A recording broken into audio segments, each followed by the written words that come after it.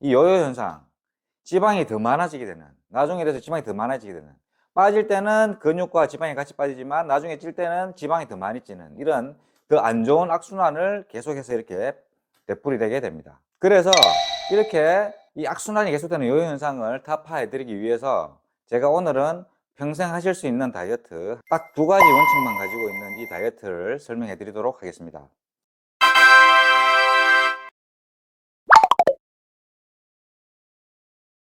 안녕하십니까. 명의 박재찬 한의사TV의 박재찬입니다. 오늘은 많은 사람들, 그 중에서 특히 그 여자분들이 관심사인 다이어트에 대해서 얘기를 해보도록 하겠습니다. 보통 사람들이 다이어트를 시작할 때 기대 반, 불안감 반, 뭐 이 정도 감정이 아닐까 싶습니다. 이 다이어트를 해서 딴 사람들처럼 날씬한 몸매를 가진다, 이런 기대와 결과물은 좋은데 그때까지 가기 위한 어떤 여정, 이런 게 참 생각만 해도 불안감이 음습을 하죠. 보통 다이어트를 시작할 때 식이요법과 운동을 같이 합니다. 가장 베스트 시나리오가 운동을 하면서 근육을 늘리고 식이요법을 통해서 지방을 태우는, 이것이 가장 이상적인 다이어트지만 사실 그렇게 하기란 참 힘듭니다. 운동만을 통해서 살을 빼려면 우리가 식이요법 하는 거에 한 5배 정도 더 이상의 어떤 노력을 해야 될만하니까 운동으로 살을 빼시는 분들은 참 존경할 만합니다. 그만큼 우리가 식이요법으로 살을 빼기가 훨씬 쉽고 성공률도 더 높으니 식이요법을 통해서 다이어트를 하는 방법을 말씀드리도록 하겠습니다. 제가 말씀드리는 이 다이어트는 뭐 여타 다른 곳에서 얘기하는 밥을 적게 먹고, 물론 당연히 밥을 적게 먹으면 살이, 인풋이 적으면 당연히 아웃풋도 적듯이 살이 빠지는 건 당연합니다.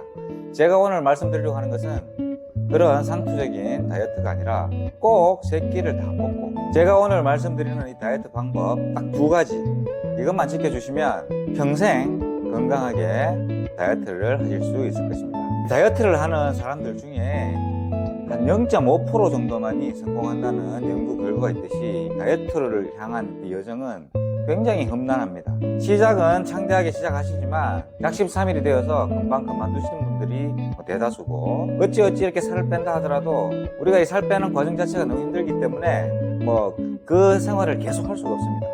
그래서 다시 예전처럼 식생활이나 생활 습관이 돌아가게 되면 또다시 살이 찌게 되죠. 그렇게 됐을 때 어떻게 보면 그 전보다 더 안 좋은 몸을 가지게 될 수도 있습니다.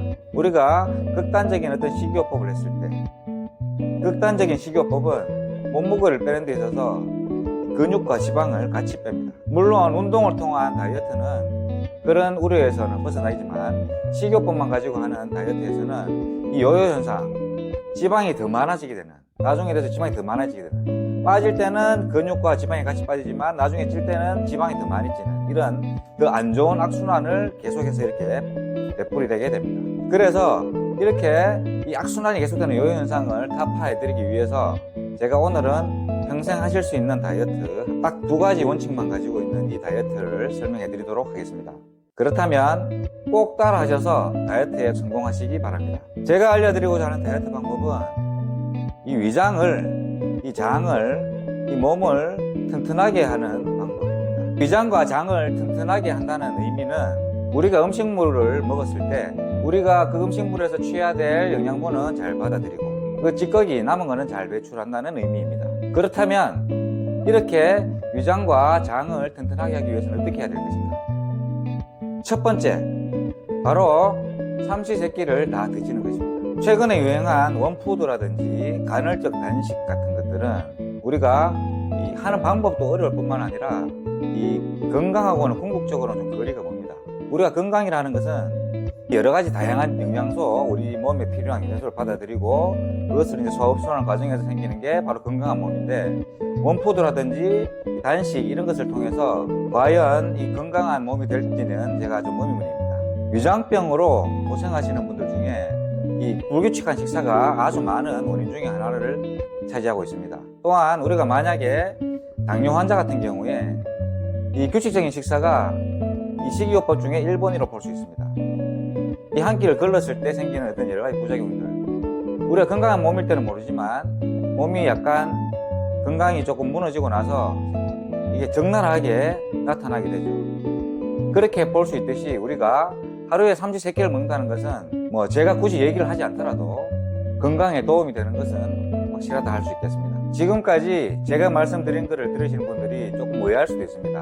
아니, 밥을 안 먹어도 살이 안 빠지는데 어떻게 삼시세끼를 다 먹고 살을 빼내냐고. 자, 그렇지만 아까도 말씀드렸다시피 우리 위장이 영양분을 잘 받아들이고 배출할 것을 잘 배출해야 됩니다. 그렇게 되려면 일단 삼시세끼를 다 드셔야 됩니다. 자, 제가 말씀드리는 중요한 것은 하루에 3번, 3타임을 꼭 위장이 일을 하게 만드는 것이 중요한 것입니다. 그러니까 그 양은 중요하지 않습니다. 공격적으로 살을 빼시고 싶은 분들은 그 식사량을 조금 줄이시면 되는 것이고, 아니면 천천히 빼도 된다 하시는 분들은 그냥 평소대로 드셔도 됩니다. 자, 이 삼시세끼를 다 드시는 대신에 두 번째 원칙을 꼭 지켜주셔야 됩니다. 두 번째 원칙은 뭐냐면 식사와 식사 사이에 아무것도 드시면 안 됩니다. 식사와 식사 이 사이에는 아무것도 드시지 않아서 위장을 충분히 쉬게 하는 것입니다. 우리가 운동을 할 때도 운동을 막 해서 이렇게 근육을 키우는 것이 운동을 할 때가 중요한 것이 아니고 얼마나 잘 쉬느냐가 더 중요합니다. 그것처럼 우리가 위장이 일을 하는 것도 일을 할 때 충분히 하게 하고 쉴 때 푹 쉬게 하는 것이 가장 중요합니다. 환자분들 중에 뭐 본인은 밥도 별로 많이 안 먹고 반 공기도 안 먹어요. 그런데 살이 쪄요. 살이 안 빠져요. 이렇게 말씀하시는 분들이 참 많은데 면면히 들여다보면 참 딴 걸 많이 드십니다. 식사 후에 식사는 물론 조금밖에 안 하시죠. 안 드실 때도 있고. 그런데 과일을 드신다든지 뭐 떡 같은 걸 드신다든지 다른 다양한 간식거리들을 많이 드시더라고요. 그렇게 하면 식사를 안 하시는 아무런 의미가 없습니다. 과일이든 커피든 아무리 몸에 좋은 것도 식사 사이에는 드시지 마시고 식사 후에 바로 드시는 습관을 가지시기 바랍니다.